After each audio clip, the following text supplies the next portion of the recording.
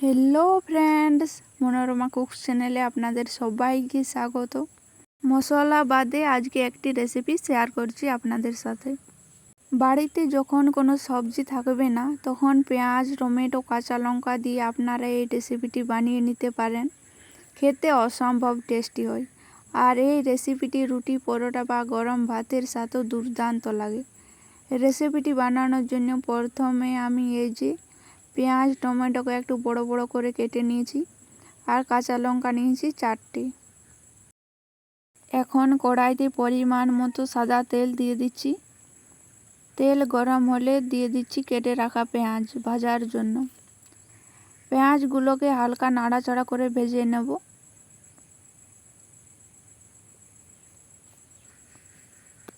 এখানে কিন্তু আমি কোনো রকম নুন হলুদ ব্যবহার করছি না, শুধুমাত্র আঁচটা মিডিয়াম রেখে পেঁয়াজগুলোকে ভেজে নিতে হবে।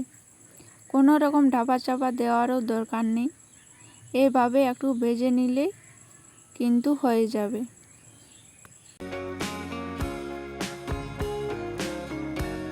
একটু সময় নিয়ে পেঁয়াজগুলোকে আমি ভেজে নিয়েছি। পেঁয়াজগুলোতে ব্রাউন কালার এসে গেছে। পেঁয়াজগুলোর মধ্যে এবার এখানে আমি কেটে রাখা টমেটোগুলো দিয়ে দিচ্ছি। এখন পেঁয়াজ টমেটোকে একসঙ্গে ভেজে নিতে হবে।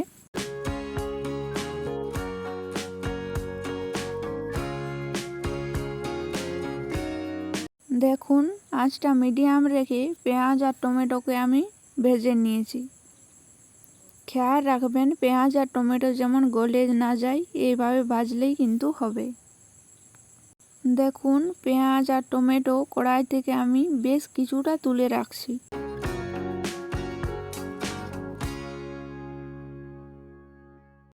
এবার বাকিটা আমি কড়াইতে রেখেছি। এখন এগুলোকে এক সাইডে করে নিচ্ছি। এক সাইডে করে নেওয়ার পর সাইডে দেখুন একটু তেল জমা হয়েছে। ওই তেলের মধ্যে আমি মৌরি দিয়ে দিলাম। মৌরি দিলে কি হয়, মৌরির স্মেলটা কিন্তু দারুণ আসে। আর হাতের কাছে না থাকলে গোটা জিরে দিলেও হবে। এবার এখানে আমি দিয়ে দিচ্ছি কয়েকটা টুকরা আদা আর 5 কোয়া রসুন। এবার এগুলোকে বেশ কিছুক্ষণ ভেজে নিতে হবে। আঁচ অবশ্যই মিডিয়াম রেখে, না হলে কিন্তু পেঁয়াজ আর টমেটো পুড়ে যেতে পারে। প্রায় 1 থেকে 1.5 মিনিট মতো আমি ভেজে নিয়েছি। এবার আমি এগুলোকেও কড়াই থেকে তুলে নেব। কড়াই থেকে তুলে নেওয়ার পর একটু ঠান্ডা করে নিতে হবে।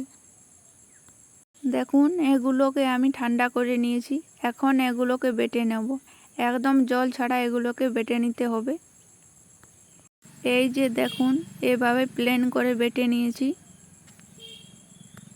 এবার ওই কড়াইতে আমি সামান্য সাদা তেল দিয়ে দিচ্ছি। তেল দেওয়ার পর এই যে মশলাটা বেটে নিয়েছি, সেটা এখানে তেলের মধ্যে দিয়ে দিচ্ছি। এবার মশলার বাটি ধুয়ে সামান্য একটু জলও দিয়ে দিলাম। এবার মশলাটাকে ভালোভাবে কষে নিতে হবে।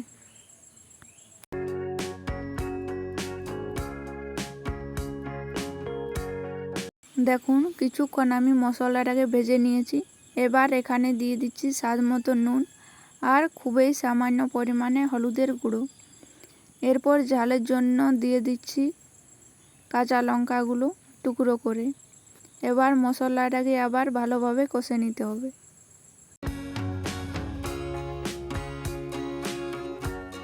দেখুন, মশলাটা কিন্তু আমি ভালোভাবে কষে নিয়েছি। মশলা থেকে তেল ছাড়তে শুরু করে দিয়েছে। যখন দেখবেন মশলা এরকম কষানো হয়ে যাবে, তখনই বুঝবেন মশলাটা পারফেক্টভাবে কষানো হয়ে গেছে। এবার এখানে আমি ভেজে রাখা পেঁয়াজ আর টমেটো দিয়ে দিচ্ছি। আবারও 2 মিনিট সময় নিয়ে আমি মশলার সাথে পেঁয়াজ টমেটোকে ভালো করে কষে নিয়েছি। দেখুন, এবার এখানে আমি পরিমাণ মতো জল দিয়ে দেবো। এই রান্নাতে কিন্তু খুব বেশি জল লাগে না, সামান্য একটু জল দিয়েছি, দেখতেই পাচ্ছেন। জল দিয়ে হালকা নাড়াচাড়া করে মিক্স করে নিতে হবে। এবার ঢাকা দিয়ে রান্না করে নেব 5 মিনিটের মতো।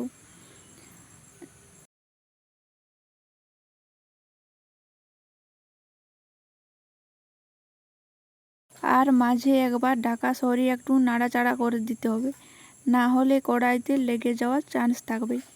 5 মিনিট পর ঢাকাটা আমি সরিয়ে নিয়েছি। আবারও দেখুন ভালোভাবে নাড়াচাড়া করে নিয়েছি। এবার কিন্তু আর ঢাকা দেওয়ার প্রয়োজন নেই। এই সময় আমি টমেটোর টক ভাবটাকে ব্যালেন্স করার জন্য সামান্য একটু চিনি ব্যবহার করছি। যদি চিনি আপনাদের অপছন্দ হয় তাহলে স্কিপ করতে পারেন। এরপর সামান্য গরম মশলার গুঁড়ো দিয়ে দিলাম।